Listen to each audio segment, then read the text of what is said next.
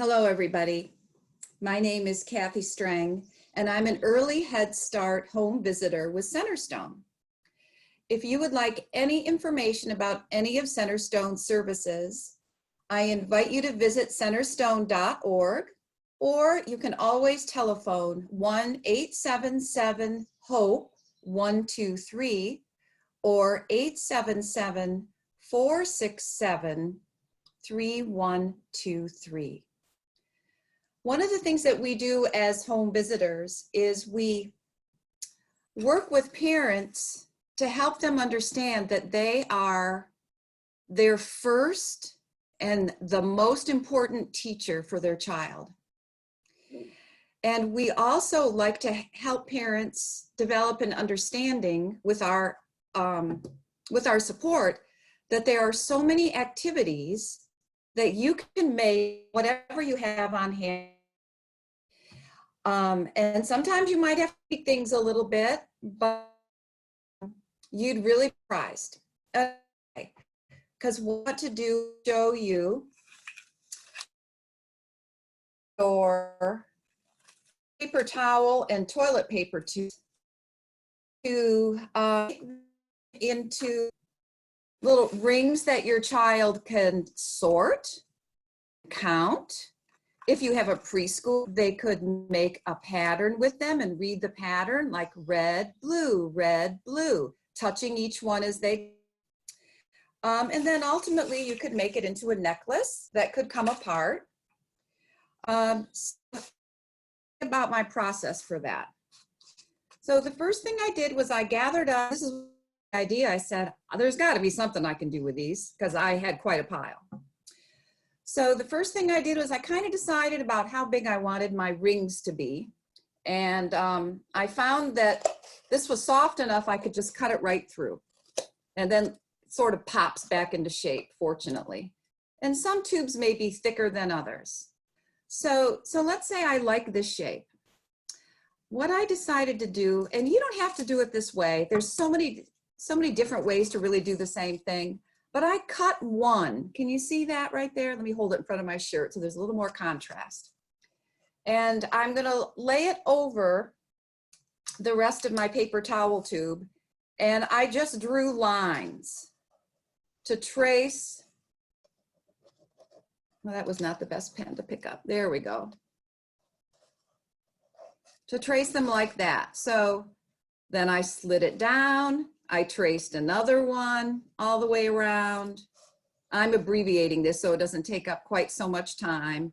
And I traced another one around and I went all the way down to the bottom of my paper towel tube. There, I think you can see some of the lines right there. Now, maybe you wanted smaller ones or bigger ones.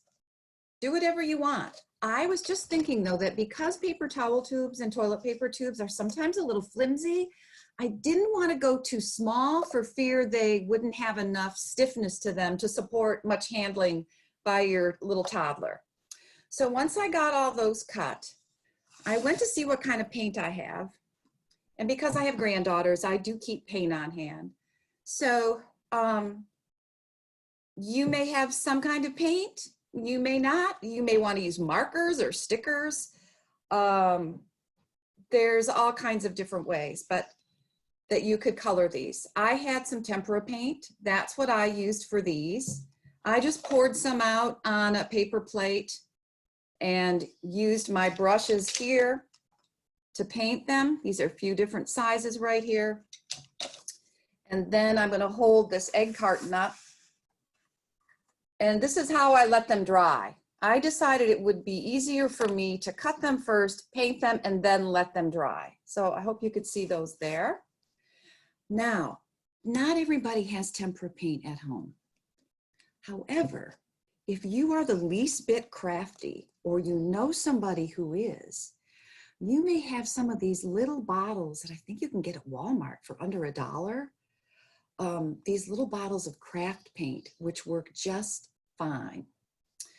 All right, so I've got those over there. I just wanted to let you know that that would work. You may even have some watercolor paints that would work. They'd be a little more translucent, but it would still work. Okay, so those are drying. And I think what I'll do right now is show you, because I thought this was kind of cool. I was thinking to myself, and I'm sorry I cannot give credit to where I found this whole idea. But I was thinking to myself, I don't want to just use a string or a piece of yarn. That to me just felt a little too flimsy or not proportional to the size of these guys. So what I read about was taking a shirt. This is a shirt I decided I didn't want to wear anymore. You see that strip hanging at the bottom? That strip is about 2 inches wide. And so what I did was I cut that all the way around the bottom of my shirt in a spiral, just going around until I thought it was long enough. And so I'm not going to cut a full one here. I'm just going to cut a partial one. And I'll just snip that off just to give you an idea of, yeah, that might even be a little bit more than 2 inches.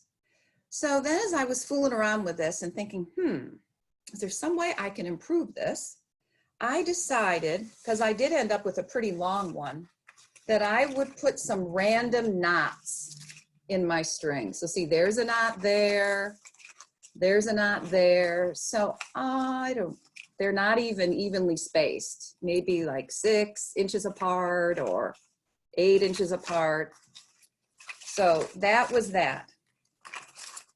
So then once your paper towel tube rings are dry, you've got some options.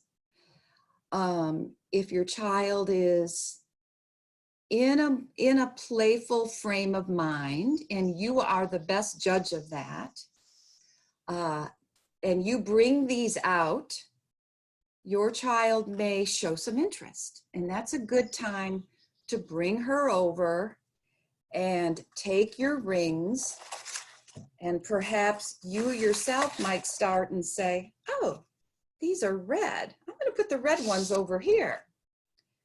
Oh, can you find a red one? You might say. And maybe she starts helping you find the red ones. And maybe you start finding the purple ones and you put those to one side.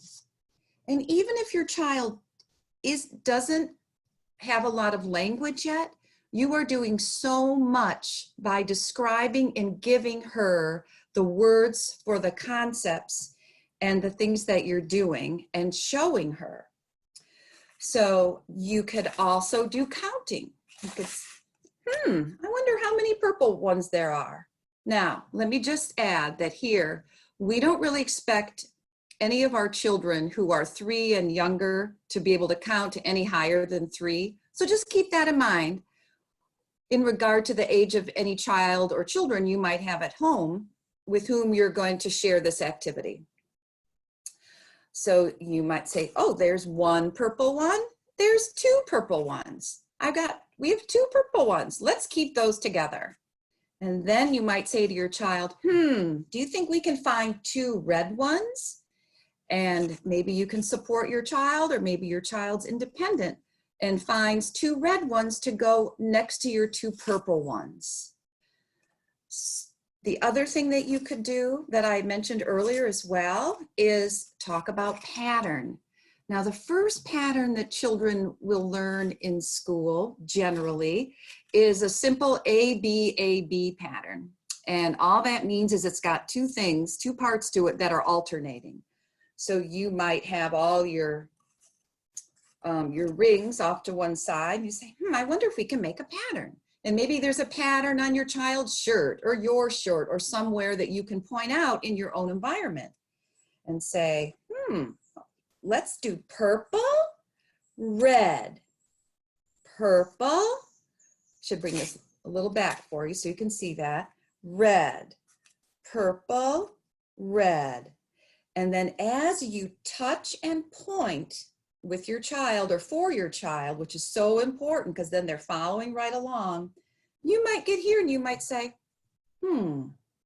let's see, that was purple, red, purple, red, purple, red. What would come next? Purple, mommy.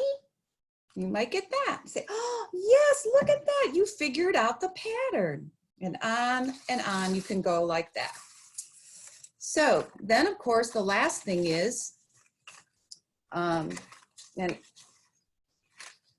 is to assemble them all together into a necklace, if you like, with your child. And actually, I can see that some of mine are thinner than others. This really was an experiment. And I didn't tie my knot too tightly because let's say one day it's rainy and your child needs something to do. You could take these off and actually kind of try all of those different activities that I just showed you. So I hope this was helpful. I hope you have some fun recycling your paper towel tubes. And thank you so much for joining us. I hope to see you again. Bye-bye.